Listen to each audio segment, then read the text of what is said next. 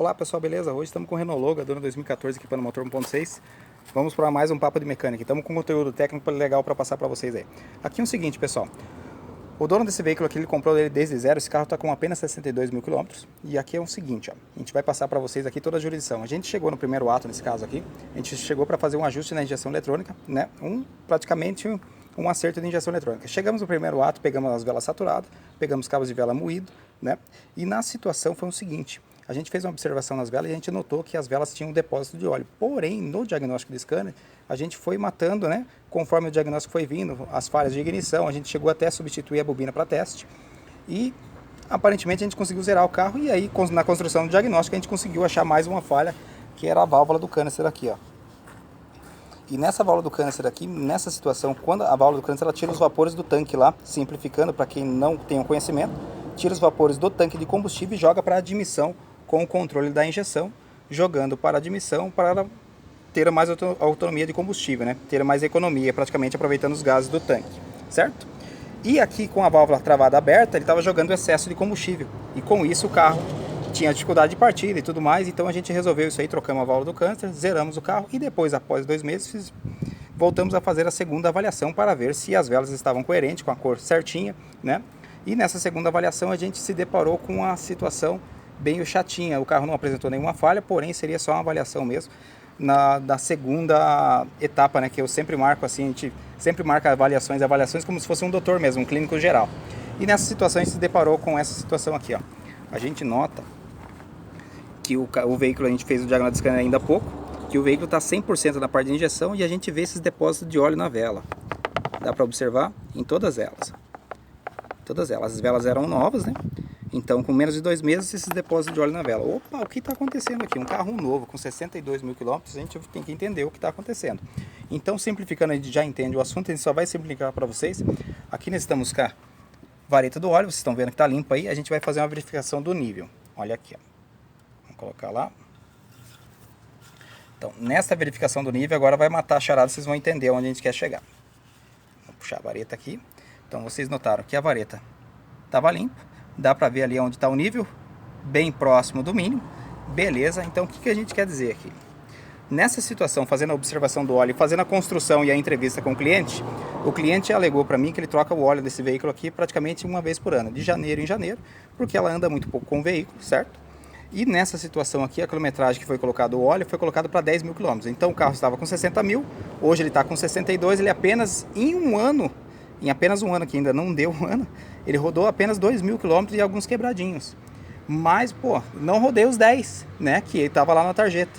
Mas o óleo acabou vencendo, saturando por tempo de uso, por horas de trabalho.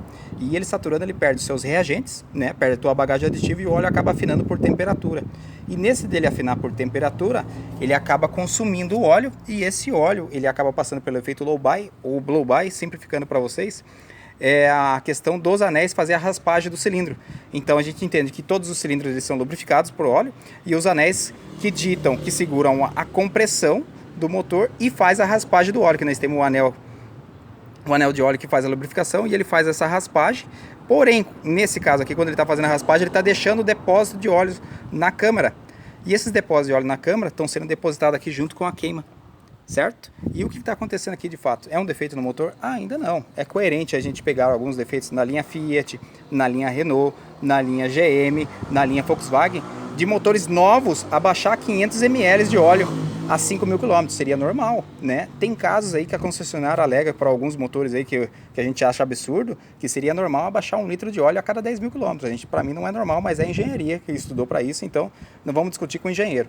Mas aqui nessa situação, o que está acontecendo aqui, esse depósito de óleo que está acontecendo justamente pelo óleo estar saturado. Independente da marca do óleo, isso pode acontecer com qualquer tipo de veículo ou a viscosidade. Então o óleo saturou, ele acaba perdendo a bagagem aditiva, por temperatura ele acaba afinando e passando pelo efeito low-by. O desgaste não é um desgaste excessivo do motor. Ele consegue passar entre os anéis, porque ele já não tem mais a sua bagagem aditiva, não consegue segurar a tua, como que eu posso simplificar para vocês?